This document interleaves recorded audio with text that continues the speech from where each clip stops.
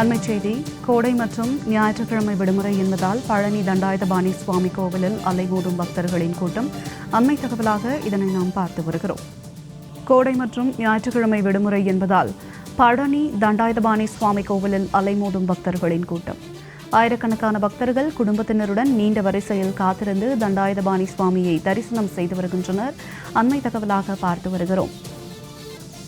ஆயிரக்கணக்கான பக்தர்கள் குடும்பத்தினருடன் நீண்ட வரிசையில் 3 மணி நேரம் காத்திருந்து சுவாமி தரிசனம் செய்து வருகின்றனர். மலையடிவாரம், பாதவிநாயகர் கோவில், கிரி வீதிகள் உள்ளிட்ட அனைத்து இடங்களிலும் நிரம்பி வழிந்த பக்தர்களின் கூட்டம்.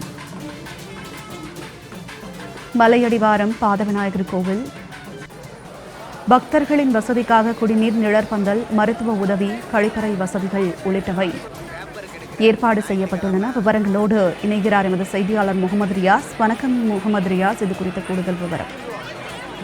ஜனனி, கோடை விடுமுறை மற்றும் ஞாயிற்றுக்கிழமை விடுமுறை என்பதால் பழனி தண்டாயுதபாணி சாமி கோவிலுக்கு பக்தர்கள் கூட்டம் அலைமோதி வருகிறது. ஆயிரக்கணக்கான பக்தர்கள் குடும்பத்துடன் வருகை தந்து நீண்ட வரிசையில் காத்திருந்து 3 மணி நேரம் காத்திருந்து முருகப்பெருமானை தரிசித்து வருகின்றனர்.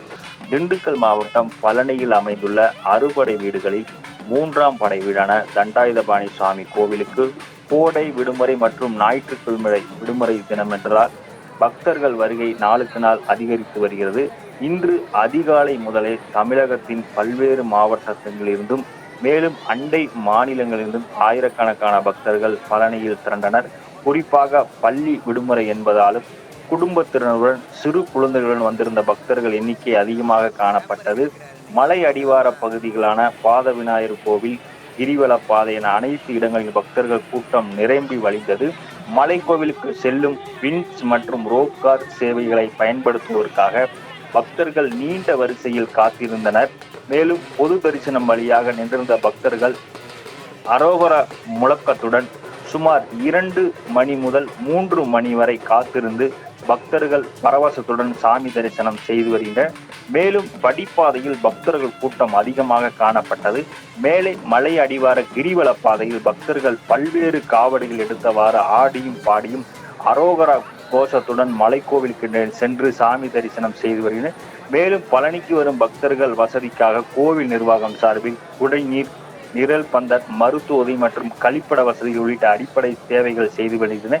மேலும் பக்தர்கள் விரைவாக சாமி தரிசனம் செய்ய பல்வேறு ஏற்பாடுகள் செய்யப்பட்டுள்ளது.